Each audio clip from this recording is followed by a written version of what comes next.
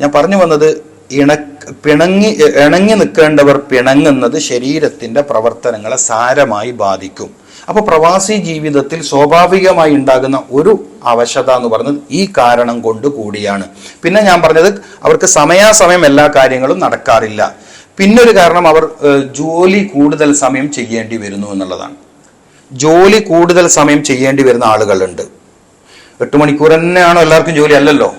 അപ്പൊ ശരീരത്തിന് താങ്ങാൻ പറ്റുന്നതിൽ കൂടുതൽ സമയം ഒരേ ഏരിയയിൽ ഒരേ ജോലിയിൽ അവർ സ്പെൻഡ് ചെയ്യേണ്ടി വരുന്നു എന്നത് അവർക്ക് മാനസിക സംഘർഷത്തിനും കാരണമാക്കുന്നുണ്ട്. അത് കാരണം ശരീരത്തിന്റെ അവയവങ്ങളുടെ പ്രവർത്തനത്തിലും താറുമാറ് വരുന്നുണ്ട്. എന്ത് ചെയ്യാൻ പറ്റുന്ന വെച്ചാൽ നമുക്ക് ആ വഴി ആലോചിക്കാം. പിന്നെ പ്രധാനമായും വരുന്നത് മിക്ക ആളുകൾക്കും രാത്രി അതിന്റെ യഥാർത്ഥ സമയത്ത് ഉറങ്ങാൻ പറ്റാറില്ല.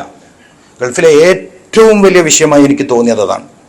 ഇനി ജോലി നേരത്തെ കഴിയുന്ന ആളാണെങ്കിൽ പോലും 10 മണിക്കൊക്കെ ഉറങ്ങുന്ന ആളുകൾ ഒരു 5% 10% ആയിരിക്കുന്ന എനിക്ക് തോന്നുന്നത്.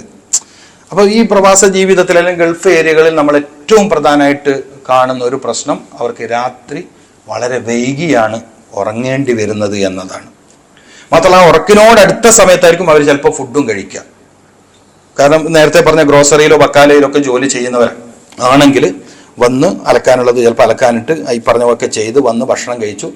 ആ സമയത്ത് തന്നെ ചിലപ്പോൾ ഉറക്കം വന്ന് ഉറങ്ങും. ചിലപ്പോൾ ആ സമയത്തൊക്കെ 1 മണിയോ 2 മണിയൊക്കെ ആയിട്ടുണ്ടാവും. ചില ആൾ സുബിവാൻ കൊടുക്കാൻ പേടിച്ചിട്ട് കല ആയി പോവുമെന്നൊക്കെ പേടിച്ചിട്ട് സുബി കഴിഞ്ഞിട്ട് അപ്പം തന്നെ കിടക്കുന്നവരുണ്ട്. ചില ആൾ അങ്ങനെയാണ് അവരെ മെത്തേഡ്. അതും പ്രധാന വിഷയമാണ്. കാരണം സുബിഹ് ബാങ്ക് കഴിഞ്ഞാൽ സൂര്യോദയം വരെ ഉറങ്ങുക എന്ന് പറയുന്നത് നമുക്ക് തന്നെ കോടാലി വെക്കലാണ്. ഇവിടെ അതിനെന്താ ചെയ്യാൻ പറ്റാമെന്നൊന്നും എനിക്കറിയില്ല. അത് നിങ്ങൾ തീരുമാനിക്കേണ്ട കാര്യമാണ്. സുബഹ് നിസ്കാരം കഴിഞ്ഞാൽ സൂര്യോദയം വരെ രാത്രി ഹൈറായ കാര്യങ്ങൾക്ക് വേണ്ടി ഉറക്കൊഴിഞ്ഞ ഒരാൾക്ക് പകൽ ഒരല്പം ഉറങ്ങാം, അത് പ്രശ്നമല്ല. നോർമലി ഉറങ്ങാൻ പാടില്ല, പകൽ ഉറങ്ങാൻ പറ്റൂല. തഹജ്ജുദ് നിസ്കരിച്ചവർക്ക് ഉറങ്ങേണ്ട സമയമുണ്ട്. പക്ഷേ ഗൾഫ് ജീവിതത്തിൽ തഹജ്ജുദ് അല്ലല്ലോ സബ്ജക്റ്റ്, ജോലിയല്ലേ വിഷയം. അപ്പൊ ജോലി ചെയ്ത് അവർ ക്ഷീണിച്ചു വന്നു, ഭക്ഷണം കഴിച്ചു, ഉറങ്ങാൻ കിടക്കുമ്പോഴത്തേക്ക് 2 മണിയോ 3 മണിയൊക്കെ ആവും. പിന്നെ 1 മണിക്കൂർ കഴിഞ്ഞാൽ സുബിഹ് ബാങ്ക് കൊടുക്കും എന്ന് വിചാരിച്ചിട്ട് ഇവരെങ്ങനെങ്കിലും ആ സമയം പിടിച്ചു നിൽക്കും. എന്നിട്ട് സുബിഹ് നിസ്കരിച്ച് ഉടനെ കിടന്നുറങ്ങും. അവരങ്ങനെ ആയിപ്പോയി. സ്വാഭാവികമായും ജീവിതത്തിലെ സർവ്വ ഇടങ്ങളിലെയും ബർക്കത്ത് നഷ്ടപ്പെടാൻ ആ ഒരൊറ്റ കാര്യം മതി.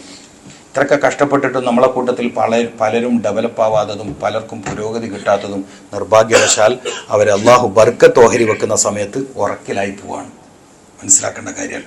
നമുക്കിതെങ്ങനെ തിരുത്താൻ പറ്റുമെന്നൊന്നും എനിക്കറിയില്ല. ഞാനൊരു വിഷയം പറഞ്ഞു എന്ന് മാത്രം, അങ്ങനെ ഒരു ഘടനയിലായിപ്പോയി അവരുടെ ജീവിതം എന്നുള്ളത്. അപ്പൊ ഇങ്ങനെ വ്യത്യസ്ത കാരണങ്ങളാൽ പിന്നെ വൈകാരികതകൾ പലപ്പോഴും അടിച്ചമർത്തേണ്ടി വരുന്നു എന്നതും മാനസിക സംഘർഷം കൂടാനും ശരീരത്തിന്റെ സ്വാഭാവിക പ്രവർത്തനങ്ങളുടെ താളം തെറ്റാനും കാരണമാവുന്നുണ്ട്. ശരിയായ വികാര പ്രകടനം കൊണ്ട് വെച്ചാൽ ശരിയായ ദുഃഖം പ്രകടിപ്പിക്കാൻ നമുക്ക് കഴിയില്ല, ശരിയായ സന്തോഷം പ്രകടിപ്പിക്കാൻ കഴിയില്ല. ഒരുപാട് പ്രശ്നങ്ങളുണ്ട്. വൈകാരിക പ്രകടനം എന്ന് പറഞ്ഞാൽ എല്ലാം നടക്കേണ്ടതല്ലേ. ഇതിൽ പലതും അതിന്റെ ശരിയായ രൂപത്തിൽ പ്രകടിപ്പിക്കാൻ നമുക്ക് കഴിയാറില്ല.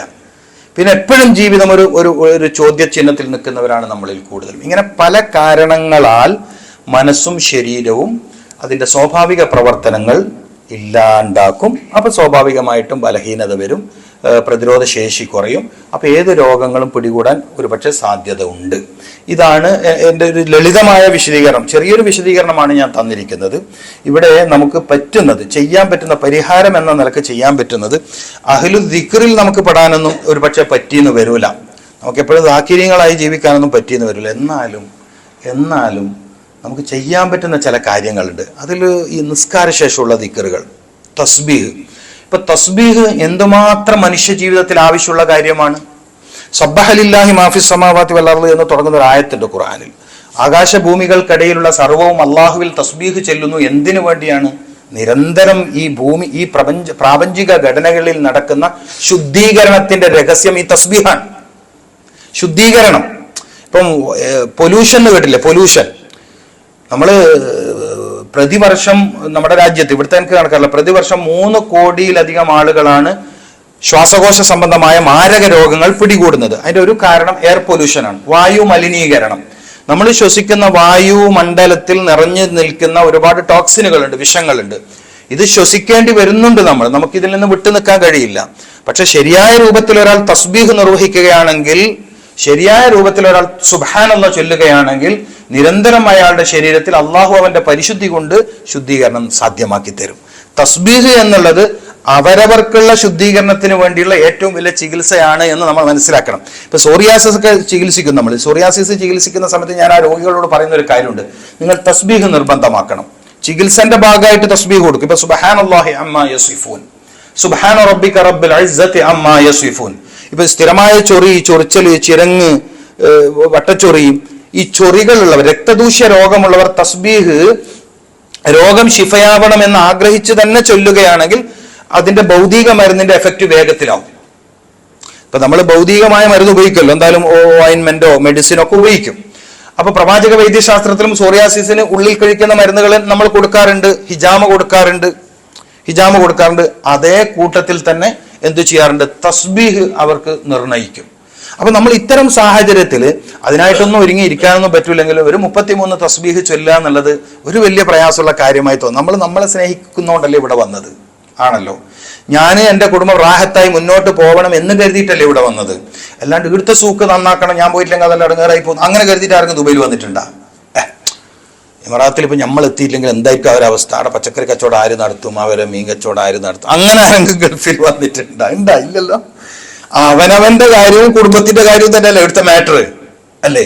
അവനവന്റെ കാര്യത്തിൽ ഏറ്റവും പ്രധാനം ഏതാണ്? അവനവന്റെ നിലനിൽപ്പ് തന്നെയല്ലേ? അപ്പോ സ്വാഭാവികമായിട്ട് നമ്മളൊക്കെ വന്നത് നമുക്കെന്ത് കിട്ടും, എൻ്റെ കുടുംബത്തെ എങ്ങനെ രക്ഷപ്പെടുത്താൻ നോക്കിയിട്ട് തന്നെയല്ലേ. അവിടെ നമ്മൾ ബുദ്ധിപൂർവം നമ്മളെ നിലനിർത്താൻ കൂ അംഫുസക്കും വഅഹ്ലീകും നാറ. ഇമാം അബൂ നുഐം എന്നു പേരുള്ള ഇമാം അബൂ നുഐം അൽ ഇസ്ഫഹാനി എന്നു പേരുള്ള ഇസ്ലാമിക ലോകത്തെ വലിയൊരു ഹദീസ് പണ്ഡിതനുണ്ട്. ഇമാം അബൂ നുഐം അൽ ഇസ്ഫഹാനി റഹിമഹുല്ലാ, സുന്നത്ത് ജമാഅത്ത് അംഗീകരിക്കുന്ന ലോക പ്രശസ്ത പണ്ഡിതന്മാരിൽ ഒരാളാണ്. അദ്ദേഹം അത്തിബുൻ നബവി എന്ന കിതാബ് എഴുതിയിട്ടുണ്ട്. അത്തിബുൻ നബവി എന്ന പേരിൽ കിതാബ് എഴുതിയിട്ടുണ്ട്. അത് താല്പര്യപൂർവ്വം വായിച്ചുകൊണ്ടിരിക്കുന്ന കാലത്ത് കൂടിയാണ് മഹാനായ ശൈഖുന PK ഉസ്താദ് നമ്മളിന്ന് ഇവിടെ പറഞ്ഞത്. എൻ്റെ അടുത്ത് ആ കിതാബ് ഉള്ളത് അദ്ദേഹം അറിയുകയും അത് വാങ്ങുകയും അദ്ദേഹത്തിന്റെ വീട്ടിൽ സൂക്ഷിക്കുകയും അത് വായിക്കുന്ന കാര്യം എന്നോട് പറയുകയും ചെയ്തിട്ടുണ്ടായിരുന്നു. കാരണം അത്രയും പ്രഗത്ഭരായ പണ്ഡിതരൊക്കെ അത് നോക്കണമെങ്കിൽ അത്രയും അംഗീകാരമുള്ള പണ്ഡിതനാണ് ഇമാം അബൂ നുഐം അൽ ഇസ്ഫഹാനി റഹ്മത്തുള്ളാഹി തങ്ങൾ. നമ്മൾ തിബ്ബുൻ നബവി എന്ന് കേൾക്കുമ്പോൾ ആകെ നമുക്ക് ഇബ്നുൽ ഖയ്യിമിന്റെ പേര് ഓർമ്മയുള്ളൂ, അല്ലേ? കൂടുതൽ ആളുകളും ആകെ ഇബ്നുൽ ഖയ്യിം അല്ലേ പറയാറുള്ളൂ. അങ്ങനെയല്ല, ആയിരക്കണക്കിന് ഇസ്ലാമിക ലോകത്തെ പണ്ഡിതന്മാർ തിബ്ബുൻ നബവി എന്ന് പറഞ്ഞിട്ട് തന്നെ കിതാബ് എഴുതിയിട്ടുണ്ട്. അങ്ങനെ തന്നെ കിതാബുണ്ട്. എൻ്റെ അടുത്ത് ഒരുപാട് അതിന്റെ വ്യത്യസ്ത ഗ്രന്ഥങ്ങളുണ്ട്. പിന്നെ അപ്പം ഇമാം അവർകള്, ഇമാം അബൂ നുഐം അൽ ഇസ്ഫഹാനി റഹ്മത്തുള്ളാഹി തങ്ങൾ, നീ സൂക്ഷിക്കണം, അംഫുസക്കും, നിങ്ങൾ സൂക്ഷിക്കണം നിങ്ങളുടെ ശരീരത്തെ, നാറൻ എന്നത് മാത്രം ചേർത്തി പറഞ്ഞു. മെയിൻലി കോസ് ഓഫ് ഡിസീസ്, പ്രധാനമായും രോഗം എന്ന് പറയുന്നത് അഗ്നി വർദ്ധിക്കലാണ് ശരീരത്തിൽ. ഞാനൊരു പ്രധാന പോയിന്റ് കൂടി പറഞ്ഞുതരാം. ഈ നമ്മുടെ ശരീരത്തിൽ അഗ്നി വർദ്ധിക്കലാണ് പ്രധാനമായും രോഗം. മനസ്സിലായിട്ടില്ല? ചൂട് വർദ്ധിക്കലാണ് രോഗം, ടെമ്പറേച്ചർ കൂടുതലാണ് രോഗം. അതായത് ഹറാറത്തിന്റെ സിയാദ. മനസ്സിലായോ?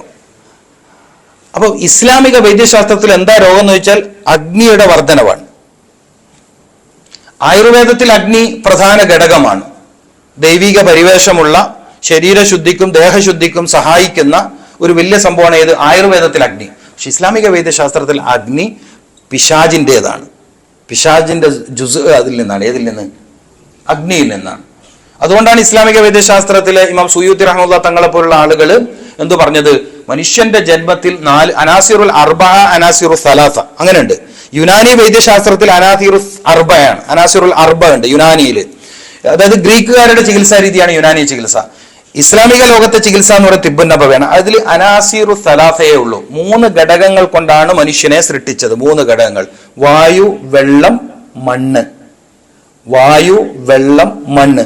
പക്ഷെ ഇത് വെറും കളിമണ്ണല്ല. ഈ മണ്ണിലും ഈ വായുവിലും ഈ വെള്ളത്തിലും ഒരു പ്രത്യേക നൂറ് കൂടി ഉണ്ടായിരുന്നു. നൂറുണ്ടായിരുന്നു. കേവലം മണ്ണുകൊണ്ടല്ല മനുഷ്യനെ സൃഷ്ടിച്ചത്. നൂറ് കലർന്ന പ്രകാശം കലർന്ന വകുല്ലു ഷൈഇൻ മിൻ നൂരി, പ്രകാശം കലർന്ന മണ്ണ് കൊണ്ടും പ്രകാശം കലർന്ന വെള്ളം കൊണ്ടും പ്രകാശം കലർന്ന വായുവും കൂട്ടിയാണ് മനുഷ്യനെ അള്ളാഹു പടച്ചത്. ഈ പ്രകാശത്തിന്റെ സാന്നിധ്യം ഒരാളിൽ നിന്ന് കമ്മിയാകുമ്പോൾ അവിടെ ഇരുട്ട് കടന്നു കയറും.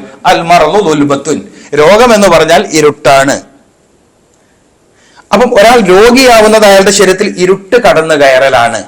അപ്പൊ ഇരുട്ടിനെ നീക്കലാണ് രോഗത്തെ നീക്കുക.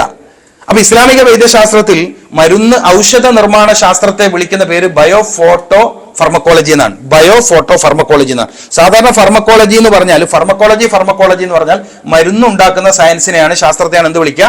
ഫാർമക്കോളജി എന്ന് വിളിക്കുക. ഫാർമസി എന്ന് കേട്ടിട്ടില്ലേ?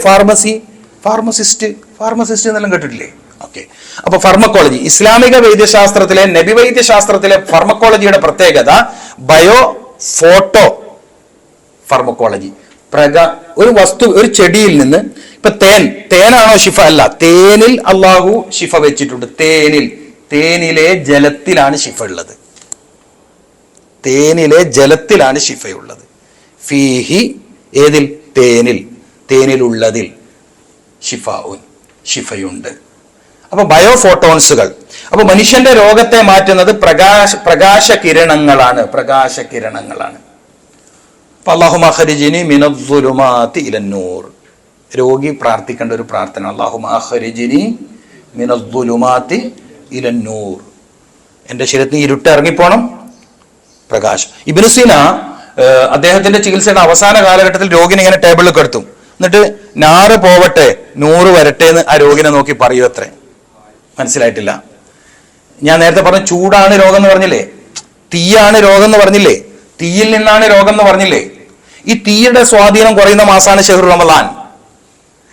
തീയിന്റെ സ്വാധീനം കുറയുന്ന മാസമാണ് ഇത് ഷഹ്റു റമളാൻ. തീയിന്റെ സ്വാധീനം ജനങ്ങൾ എത്തിക്കുന്ന ഒരാളുണ്ട്, അയാൾക്ക് മനുഷ്യനിൽ ഇടപെടാനുള്ള സ്വാധീനം കുറയുന്ന സമയമാണ് റമളാൻ. പിശാചിനെ ചങ്ങലക്കെടുക്കുന്നു പറഞ്ഞില്ലേ? പിശാജ് മനുഷ്യനെ ഏറ്റവും വഴിപിഴക്കുന്ന വയറിൽ പിടിച്ചിട്ട് തന്നെയാണ്.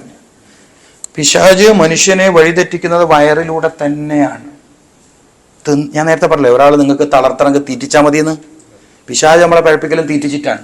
തിന്നാനിരിക്കുമ്പോൾ നമ്മളെ കൊണ്ട് നല്ലോണം തിന്നിപ്പിക്കും, ഗഫലത്തെ ആക്റ്റീവ് ആക്കും. ഈ ഗഫലത്ത് എന്നത് ഒരു രോഗമാണ്. വലാ തകും മിനൽ ഗാഫിലീൻ എന്ന് ഖുർആനിലുണ്ട്. നിങ്ങൾ ഗാഫിലീങ്ങളിൽ പെട്ടു പോകരുത്. കാരണം നിങ്ങളിൽ ഗഫലത്ത് ഉണ്ടായിക്കഴിഞ്ഞാൽ പിന്നെ നിങ്ങൾ എന്ത് ഗുണമുള്ളവരായിട്ട് കാര്യമില്ല. ഓക്കെ. അപ്പം പിശാചിന്റെ ശ്രദ്ധ എന്തിനാണെന്നറിയോ?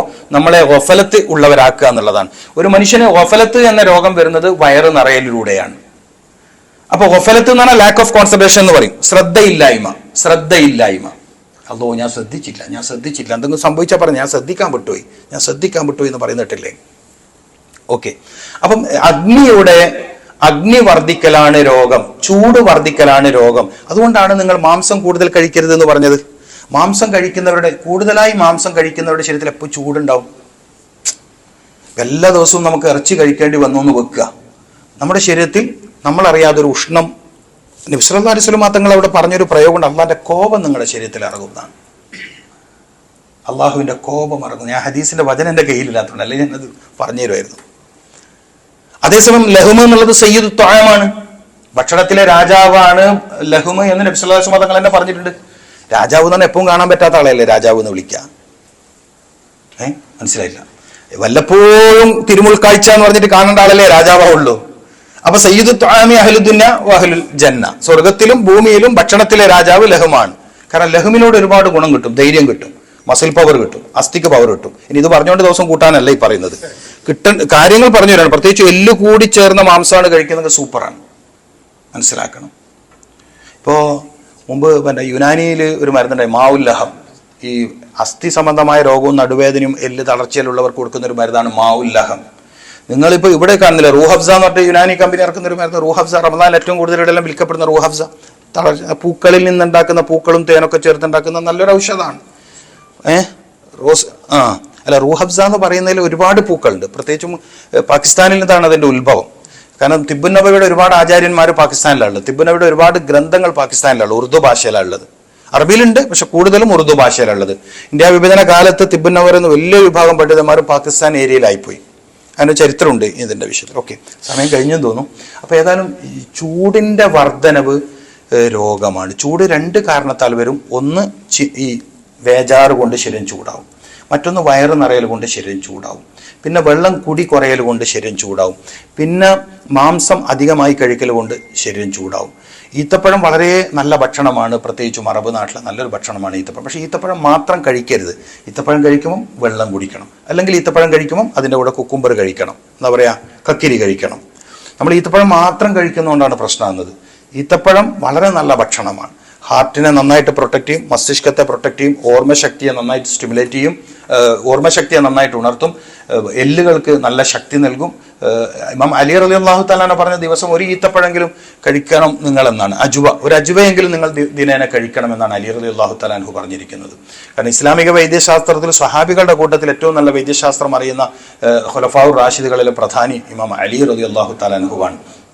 ഓക്കെ, അപ്പോൾ നമുക്കിവിടെ നിങ്ങൾ പ്രവാസികളായതുകൊണ്ട് നിങ്ങൾ ഈത്തപ്പഴം എന്ത് വന്നാലും ഉപയോഗിക്കണം. നിങ്ങളിൽ പലരും നോമ്പിന് തന്നെ ഒന്നായിട്ട് എടുത്തങ്കായി. നിങ്ങൾ ശരിക്കും ഓർമ്മിച്ച് നോക്കിയേ, നോമ്പിൽ വേറെ എന്തെല്ലോ ഫ്രൂട്ട്സ് ഇങ്ങനെ കലർപ്പിൽ മുറിച്ചിട്ടുണ്ടാവും. എന്നിട്ട് ഈത്തപ്പഴം പകുതിയെല്ലാം കഴിച്ചിട്ട് മുറിക്കുന്നുണ്ട്. ആ സുന്നത്ത ചെറുങ്ങനെ പിടിക്കാൻ വേണ്ടിയിട്ട്. എന്തൊരു കാര്യമാണ്. നിങ്ങൾ നിങ്ങളെ സ്നേഹിക്കൂ. ഞാൻ പറഞ്ഞത് ഇമാം ഹാഫിദ് അബൂ നുഐമിന്റെ കൂനാറൻ, അതിൽ നിന്നാണ് വന്നത്. എന്റെ വിഷയം ചൂടിലേക്ക് എത്തിയത് എവിടുന്നാണ്? കൂനാറൻ, തീയെ സൂക്ഷിക്കുക. അൽ ഹാഫിദ് ഇമാം അബൂ നുഐം ലക്ഷക്കണക്കിന് ഹദീസ് മനപ്പാടുള്ള ഇസ്ലാമിക ലോകം അംഗീകരിക്കുന്ന പണ്ഡിതനാണ്. അദ്ദേഹം രോഗത്തിൽ നിന്ന് രക്ഷപ്പെടാൻ പറഞ്ഞൊരു ഫോർമുലയാണ്. രോഗങ്ങളിൽ നിന്ന് രക്ഷപ്പെടാൻ പറഞ്ഞ ഫോർമുല ഏതാണ്? കൂനാറൻ, തീയിനെ സൂക്ഷിക്കുക. നിങ്ങളുടെ ശരീരത്തിൽ അഗ്നി എത്താതെ നിങ്ങൾ സൂക്ഷിക്കുക. കൂ അംഫുസക്കും അഹ്ലീക്കും നാറ, കൂനാറൻ. അത് പണ്ഡിതന്മാർ അങ്ങനെയാണ്. അവർക്ക് അവരുടേതായ ഇൽമ ഏത് ഇല്ല ദുനിയാണോ ഇനി അവരുടെ മഹാന്മാരായ ഗുരുനാഥന്മാർ പറഞ്ഞു കൊടുത്താണെന്നല്ല, പക്ഷെ അവർ എഴുതി വെച്ച കാര്യമാണ് ഞാൻ പറയുന്നത്. കൂനാറൻ, നാരിയായ ജുസ് മനുഷ്യൻ എപ്പോഴും ഇടങ്ങേറാണ്. നാരിയായ ജുസ് മനുഷ്യൻ എപ്പോഴും ഇടങ്ങേറാണ്. ആ അതിന്റെ സ്വാധീനമാണ് നമ്മെ രോഗിയാക്കുന്നത്. അള്ളാഹു കാത്തിരക്ഷിക്കട്ടെ. അതുകൊണ്ടാണ് അഊദു ബില്ലാഹി മിനശ് ശൈത്വാനിർ റജീം നമ്മൾ ചെല്ലുന്നത്. ഞാൻ നേരത്തെ തസ്ബീഹ് പറഞ്ഞു. അപ്പം നമ്മൾ ഇവിടുത്തെ ഭക്ഷണത്തിലും ചില കാര്യങ്ങൾ ശ്രദ്ധിക്കണം. അതിലൊന്ന് ഈത്തപ്പഴം കഴിക്കുക, പിന്നെ ഒലീവിന്റെ കായ കഴിക്കുക. നിങ്ങൾക്ക് ഇവിടെ കിട്ടുന്നതല്ലേ അല്ലേ? നാട്ടിലേക്ക് വാങ്ങിക്കൊടുത്തേക്കും, അത് കുറേ ദിവസം അൾമറിയിൽ വെക്കും, പിന്നെ ആർക്കും തിരിയാണ്ട് എടുത്ത് കളയും. നിങ്ങൾ ഒലീവ് ഓയിൽ ഉപയോഗിക്കലുണ്ടോ? ഇല്ല. ഇതും പറഞ്ഞിറക്കാം, നാട്ടിലേക്ക് കൊടുത്തേക്കും, മൂപ്പത്തിക്കൊന്നും തിരിയാണ്ട് അത് വിയർത്തി ആടും. ഡെയിലി 5 മില്ലി ഒലീവിന്റെ എണ്ണ ഉപയോഗിക്കുന്നവർക്ക് പിന്നെ നാഡീപരമായ രോഗം വരൂലല്ലോ. മനസ്സിലായില്ല? 5 മില്ലി ആഴ്ചയിൽ 5 ദിവസം തുടർച്ചയായിട്ട് കുടിക്കുക. 2 ദിവസം ഗ്യാപ്പ് ഇട്ടാൽ മതി. കാരണം മനുഷ്യ ശരീരത്തിൽ ആഴ്ചയിൽ 5 ദിവസം ഉള്ളിലേക്ക് എണ്ണ എത്താം, 2 ദിവസം എണ്ണ പുറത്തും. അങ്ങനെയാണ് അതിൻ്റെ ഒരു ഘട്ടം. ഉപ്പിലിടാത്തോണ്ടിട്ട് ഉപ്പായിട്ട് കഴിക്കണം. അല്ല, ഞാൻ അങ്ങനെയല്ല, എനിക്ക് അതിനെക്കുറിച്ച് പറയാൻ കഴിയില്ല. ഉപ്പായിട്ട് കഴിക്കുക, ഉപ്പ് ഭക്ഷണത്തിൽ ചേർത്ത് കഴിക്കാം. ഒലീവ് കായ ഡെയിലി രാവിലെ ഒരു 5 എണ്ണം കഴിക്കുന്നവർക്ക് രക്തസമ്മർദ്ദ രോഗം വരാൻ സാധ്യത വളരെ കുറയും. ബ്ലഡ് പ്രഷറിന്റെ കംപ്ലൈന്റ് വരാൻ സാധ്യത വളരെ കുറയും. ശരീരം കുഴഞ്ഞു പോകുന്ന സ്ട്രോക്കില്ലേ, പക്ഷാഘാത രോഗം വരാൻ സാധ്യത വളരെ കുറയും. 5 മില്ലി അളവുണ്ട്. നമ്മളൊരു പ്രശ്നം നല്ലതാന്ന് കേട്ട അങ്ങനെ കുടിച്ചാൽ നമ്മൾ ചില ആളല്ലോ ഇത് നല്ലതാണ്, ഷുഗറിന് നല്ലതാണ്, അങ്ങനെ വാരുത്തുന്നു. നിങ്ങൾ മനസ്സിലാക്കേണ്ടത്, നല്ലത് കൂടുതൽ കഴിക്കുന്നതാണ് വേഗത്തിൽ രോഗികളാക്കുക. മനസ്സിലായിട്ടില്ല? നമ്മുടെ ഏറ്റവും വലിയ പ്രശ്നം ഈ എനർജി കെട്ടിക്കിടക്കുന്നതാണ്. അടുത്തൊരു പ്രധാനപ്പെട്ട പോയിന്റ്, നമ്മളൊക്കെ രോഗികളാകുന്നത് എനർജി കെട്ടിക്കിടക്കുന്നു. ഇത് ചെലവാകുന്നില്ല. മനസ്സിലായിട്ടില്ല നിങ്ങൾക്ക്? മനസ്സിലായില്ല. നമ്മൾ ഊർജം കിട്ടുന്ന, ഇപ്പം ഞാൻ പറയാം, ഇവിടെ ഇപ്പൊ റെഡ് ബുൾ എല്ലാം കിട്ടില്ല. റെഡ് ബുള് ഹെവി ഡ്രൈവിംഗ് എല്ലാം ചെയ്ത് മണിക്കൂറുകളും ഉറങ്ങാണ്ട് ഓടിക്കേണ്ട ഒരാൾ ഇത് കുടിക്കുന്ന, ഞാൻ അതിന്റെ ആരോഗ്യ വശത്തിലേക്ക് പോകുന്നില്ല. ചിലപ്പോൾ കച്ചവടം ചെയ്യുന്ന ആളിന് ഓർക്കൊരു വിഷമമുണ്ട്, പോട്ടെ, എന്തോ ആട്ടെ. ഓനിക്ക് ഉറക്കം കിട്ടാണ്ടിരിക്കാൻ വേണ്ടി കുടിക്കുന്നത്, വെറുതെ ഓഫീസിൽ നിന്ന് പണിയെടുത്ത് വന്നിട്ട് റെഡ് ബുൾ നല്ല ഉഷാറാവുന്നിട്ട് കുടിച്ച് എന്താവും അയാളുടെ അവസ്ഥ? വെറുതെ ഇങ്ങനെ ഓഫീസിൽ നിന്ന് ഇങ്ങനെ കമ്പ്യൂട്ടർ ഇങ്ങനെ വിരൽ തന്നെ ആണെങ്കിൽ കിട്ടുന്ന ഭാഗ്യമാണ്. അപ്പൊ അത് ജോലി ഇല്ലല്ലോ, നല്ല തന്നെ, കാരണം അത്രയും ലളിതമായ ജോലി കിട്ടിയല്ലോ.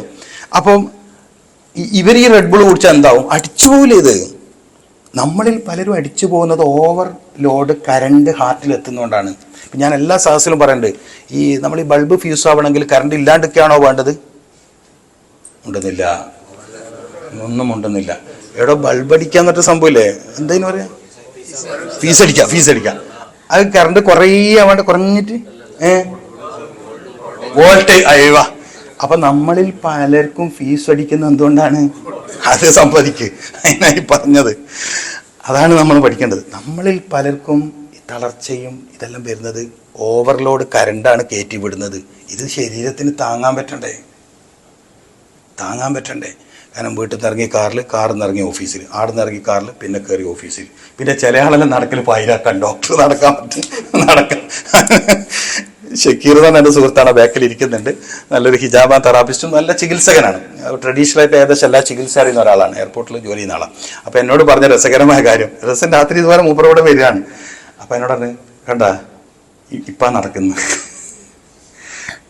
നടക്കാൻ പറഞ്ഞു എന്ന പേരിൽ ചില ആൾ എപ്പോഴാണ് നടക്കാം? പൈരൊക്കെ 1:30 2 മണിക്ക് 3 മണിക്കല്ലോ ആ പാർക്കിലൊക്കെ അടിച്ചു ഓടുന്നുണ്ടോ, ഇങ്ങനെ ഓടുന്നു. അങ്ങനെയൊന്നും ഇത് ആക്റ്റീവ് ആവില്ല. ശരീരത്തിന്റെ ഒരു ഘടന ഉണ്ട് അള്ളാഹു തീരുമാനിച്ച്. അപ്പോൾ ജഅൽനല്ലൈല ലിബാസൻ, രാത്രി വിശ്രമിക്കാനുള്ള സമയം തന്നെയാണ്. അതിൽ പിന്നെ നമ്മളായിട്ടൊരു മാറ്റം വരുത്തി ഓടാൻ പോയിട്ട് ആരോഗ്യമൊന്നും ഉണ്ടാവില്ല.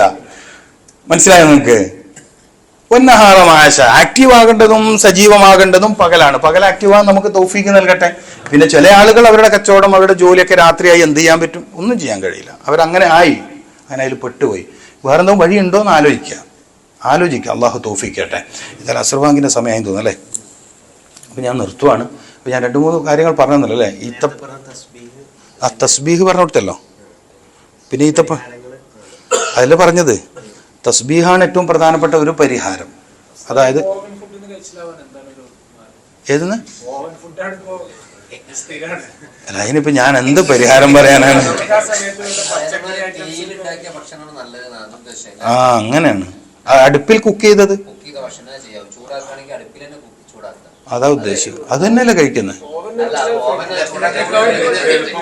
അല്ല, നമ്മൾ ഇതെല്ലാം ഞാൻ പറയാം, ഇതെല്ലാം നിർഭാഗ്യകരമായൊരു സാഹചര്യം എന്ന് എനിക്ക് പറയാൻ പറ്റും. നിങ്ങൾ മനസ്സ് വെച്ചാൽ ഇതെല്ലാം ഒഴിവാക്കാനും പറ്റും. ആ സമയത്ത് നമുക്ക് ഉച്ചഭക്ഷണം ഇപ്പോ വെജിറ്റബിൾ കട്ട് ചെയ്തതാണെന്നുണ്ടെങ്കിൽ അത് ഉപകാരപ്പെടുമെന്നുള്ളതാണ്. അല്ല, നല്ല ചോദ്യം അത്. എന്താ ഏറ്റവും ശരീരത്തിന് ആവശ്യമുള്ള ഭക്ഷണം പ്രഭാതത്തിലാണ്. ഒരാളുടെ ഭക്ഷണം, ശരീരത്തിന്റെ എനർജി കീപ്പ് ചെയ്യുന്ന, ഹാർട്ടും ബ്രെയിനും പ്രൊട്ടക്ട് ചെയ്യുന്ന ഭക്ഷണം പ്രഭാത ഭക്ഷണമാണ്. ചിലപ്പോൾ നമ്മൾ പറയില്ല ബ്രേക്ക്ഫാസ്റ്റ് ഇസ് ബ്രെയിൻഫാസ്റ്റ്. ഞാൻ പറയാൻ വിട്ടുപോയതാണ്, എൻ്റെ അടുത്ത് മിസ്സായി പോയതാണ്. പ്രവാസി രോഗിയാവുന്നതിൽ ഒരു പ്രധാന വിഷയം ഈ സ്കിപ്പ് ചെയ്യുന്നുള്ളതാണ്. അപ്പം അതിന് ഏറ്റവും സിമ്പിളാണ്. നമുക്കിപ്പോൾ ഈത്തപ്പഴം ഇവിടെ സുലഭമാണ്. ഈത്തപ്പഴവും നേന്ത്രപ്പഴം അതും കിട്ടും, ഇപ്പോൾ ഇവിടെ കിട്ടുന്നുണ്ട്. അപ്പൊ ഈത്തപ്പഴവും ഏത്തപ്പഴവും വാങ്ങി വെക്കുക. ഞാൻ പറയാം, ആദ്യം നിങ്ങളെ തടി നോക്ക്, കുടുംബത്തെ പിന്നെ നോക്കി. കുടുംബക്കാരെ കേൾക്കാനില്ലല്ലോ. ഞാൻ നാട്ടിലേക്ക് പൈസ അയക്കുന്ന കുറച്ചോ ഒരു പ്രശ്നമില്ല. നിങ്ങളെ നോക്ക്. നിങ്ങൾ ആഫിയത്തോടെ നാട്ടിലെത്തിയാൽ പിന്നെ കുടുംബക്കാർക്ക് എത്ര ഗുണമുണ്ടെന്നറിയാം. നിങ്ങൾ ഇങ്ങോട്ട് ഇടക്കടി ആശുപത്രി പോണോ? നിങ്ങളിപ്പോൾ ഇതെല്ലാം റിട്ടേൺ ആയിട്ട് പിന്നെ ഇപ്പൊ ഖത്തറിലാണ് KMCസിന്റെ എന്തോ മരിച്ചാൽ ലക്ഷക്കണക്കിന് ഉറുപ്പിയെല്ലാം കൊടുക്കുന്നുണ്ട്. ഇവിടെ എന്താന്ന് എനിക്കറിയാം ഉണ്ട്. ഞാൻ പറയുന്നത് ആയിക്കോട്ടെ, അല്ല ഞാൻ പറയും, നമ്മളെന്തിനും നാട്ടുകാർക്ക് ഭാരമാവുന്നത്. അള്ളാഹു അങ്ങനെ ആക്കാതിരിക്കട്ടെ. അള്ളാഹു ആഫിയത്ത് തരട്ടെ. അതിൽ പ്രധാനമാണ് തസ്ബീഹ് കൊണ്ട് മറികടക്കാൻ പറ്റാത്ത ഒന്നുമില്ല. അത് 33 നമ്മൾ ചെയ്യുന്നുണ്ട്. പിന്നെ ഞാൻ ഒരു പ്രധാനപ്പെട്ട കാര്യം കൂടി പറഞ്ഞുതരാം. അത് നിങ്ങൾക്ക് ചെയ്യാൻ പറ്റുമെന്ന് സമയം കിട്ടുമെന്ന് എനിക്കറിയാം. പറഞ്ഞുതരാം, ഒന്ന് ഓർപ്പിക്കണേ പറഞ്ഞില്ലെങ്കിൽ. ഓക്കെ. പിന്നെ ഞാൻ പറഞ്ഞത് ഈ പ്രഭാത ഭക്ഷണമാണ് ഏറ്റവും പ്രധാനം. ഇബ്നു സീനയുടെ ഒക്കെ 17ാമത്തെ വയസ്സിൽ തന്നെ ബ്രില്യൻ്റ് ആയിരുന്നു. മിറാക്കിളായിരുന്നു ഇബ്നു സീന. അപ്പൊ ഇബ്നു സീന ഇത്രയും വലിയൊരു ശാസ്ത്ര പ്രതിഭയുള്ള ആളായത് എങ്ങനെയെന്ന് കൗതുകത്തോടെ നോക്കിയപ്പോൾ അദ്ദേഹം ആകെ ഭക്ഷണം കഴിച്ചത് പ്രഭാതത്തിലാണ്. അത് തന്നെ പഴഭക്ഷണമാണ്. നിങ്ങൾ അത്താഴം, അള്ളാഹുവിന്റെ ഹബീബ് എന്തിനെ പരിശീലിപ്പിച്ച്, അത്താഴത്തെ നിങ്ങൾ ഉപേക്ഷിക്കരുത്. അത്താഴത്തിൽ ബർക്കത്തുണ്ട്. ഏത് ബർക്കത്ത്? അത്താഴത്തിലുള്ള ബർക്കത്ത് ചിന്തിക്കണം നമ്മൾ. നിങ്ങൾ അത്താഴത്തെ ഉപേക്ഷിക്കരുത്, അത്താഴത്തിൽ ബർക്കത്തുണ്ട്. അപ്പൊ അത്താഴം പരിശീലിക്കുന്ന മാസം ഏതാണ്? റമദാൻ മാസമാണ്. ഞാൻ പല സ്റ്റേജിലും എപ്പോഴും പറയുന്ന ഒരു കാര്യമുണ്ട്. മഹാനായ അത്തിപ്പറ്റ ഉസ്താദ് അള്ളാഹു ദർജ വർദ്ധിപ്പിച്ചു കൊടുക്കട്ടെ. അദ്ദേഹം സുബഹി നിസ്കരിക്കുന്നതിന് മുമ്പ് ഈത്തപ്പഴവും നേന്ത്രപ്പഴവും ചായയും കുടിക്കും. ഞാൻ ഒരുപാട് സ്റ്റേജ് പറഞ്ഞൊരു കാര്യമാണ്. ഇത് ഏത് പ്രവാസിക്കും ഈസിയാണ്. ഈത്തപ്പഴയുടെ സുലഭമായി കിട്ടും. അത് സൂക്ഷിക്കുക. ഒരു 7 ഈത്തപ്പഴം ധൈര്യമായിട്ട് കഴിയും. ഉമർഖാദി പറഞ്ഞ 10 ഈത്തപ്പഴമാണ്. വെളിയങ്കോട് ഉമർഖാദി റഹ്മത്തുള്ളാഹി തങ്ങൾ 10 ഈത്തപ്പഴം ദിവസവും കഴിക്കണം എന്നാണ് പറഞ്ഞത്. ഒരു നേന്ത്രപ്പഴം, ഒരു ഗ്ലാസ് പാലോ പറഞ്ഞത്.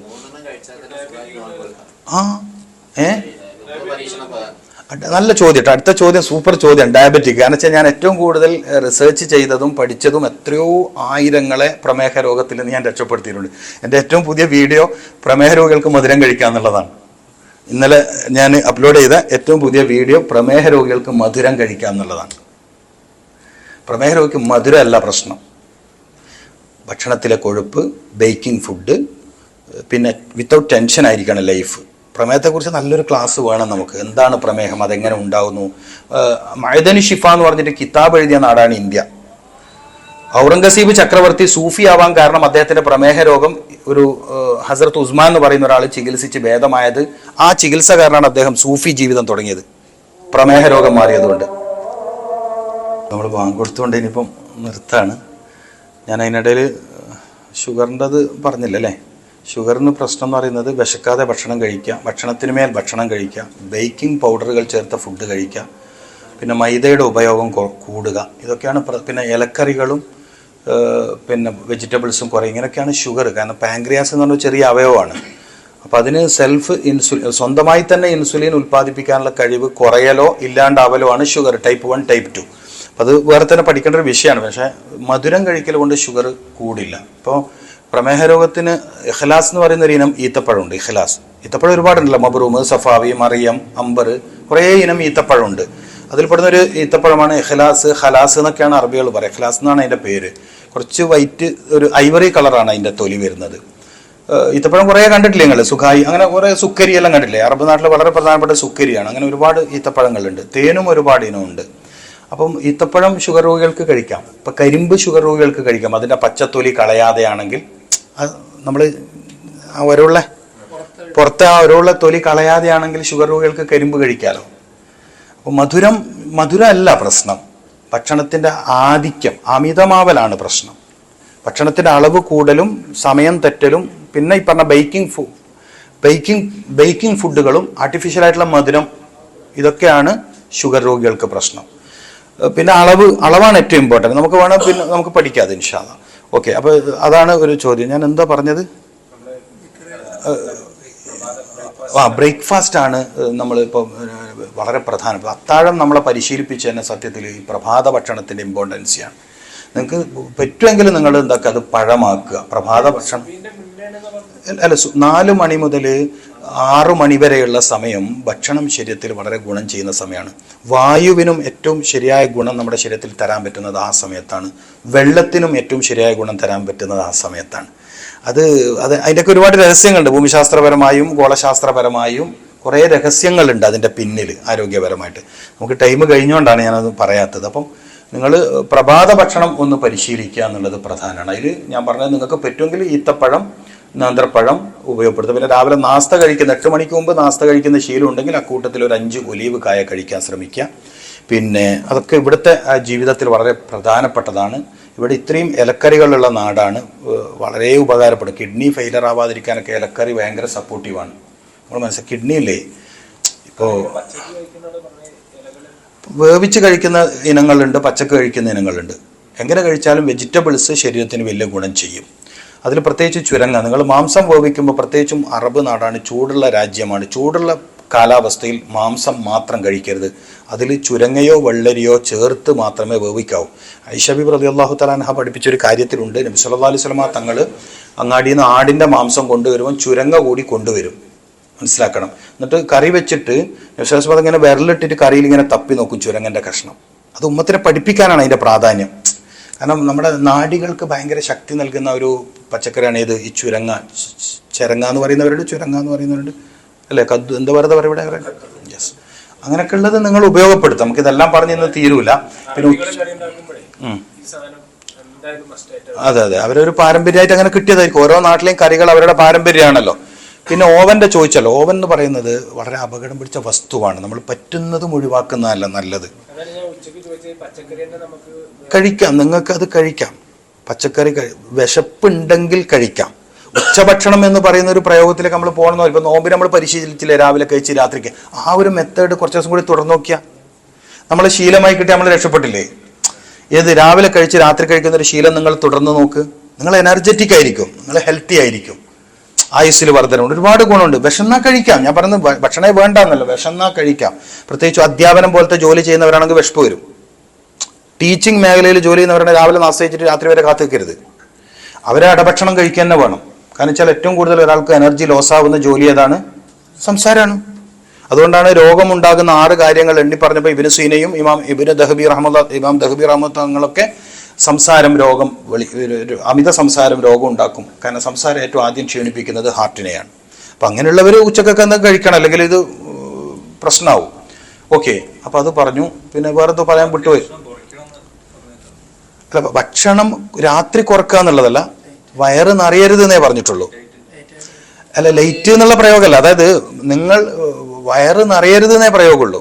3-1. അത് ഒരാളെ വയറിന്റെ വലിപ്പം പോലെ ഇരിക്കും. അങ്ങനെ പറയാൻ കഴിയില്ല.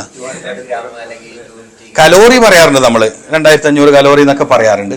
അത് ഒരാളെയും വയറിന്റെ വലുപ്പം അനുസരിച്ചായിരിക്കും, അതുകൊണ്ട് നമുക്കത് പറയാൻ കഴിയില്ല. ഇപ്പൊ ഞാൻ വലിയ വയറുള്ള ആളാണ്, നിങ്ങൾ ഈ ചെറിയ ഒരാൾ കഴിക്കുന്ന അളവ് മതി എനിക്ക് പറ്റൂല. അപ്പം അത് അവരുടെ വയറിനനുസരിച്ചാണ്, അവരുടെ വലുപ്പത്തിനും പ്രായത്തിനും അവർ ചെയ്യുന്ന ജോലിക്കും അനുസരിച്ചിട്ട്.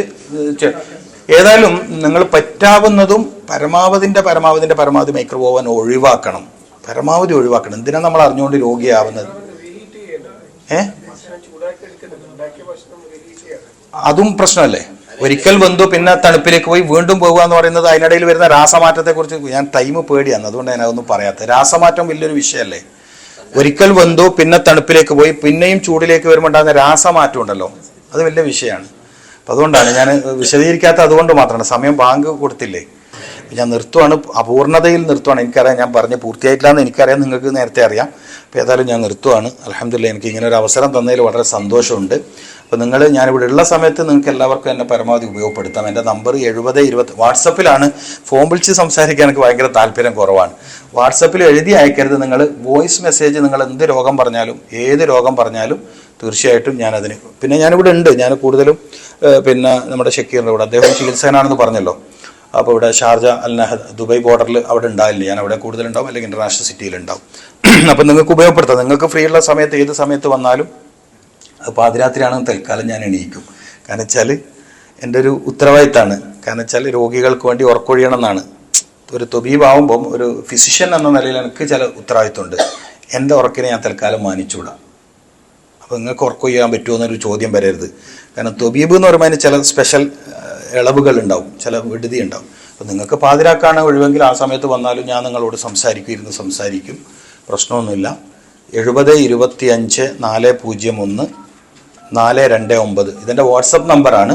അപ്പോൾ ഇതിൽ 401 429 ഇന്ത്യൻ നമ്പറാണ്. 0091 ചേർക്കേണ്ടി വരും. 401 429 7025 401 429.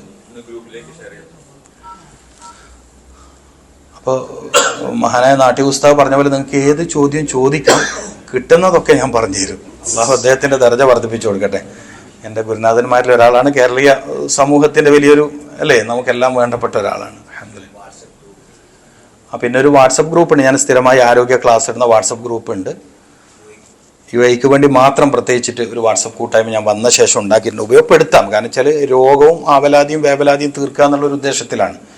എല്ലാവരും പ്രയാസങ്ങൾ പരമാവധി തീർക്കാൻ പറ്റും, അതൊരു ഹൈറല്ലേ എന്ന നിലയിലാണ്. ഇൻഷാ അല്ലാഹ് എല്ലാവരും സന്തോഷത്തിലാക്കി തരട്ടെ. വളരെ സന്തോഷം, ഇങ്ങനെ ഒരു ചെറിയ സമയത്താണെങ്കിലും നിങ്ങൾ അഭിമുഖീകരിക്കാൻ കഴിഞ്ഞതിൽ.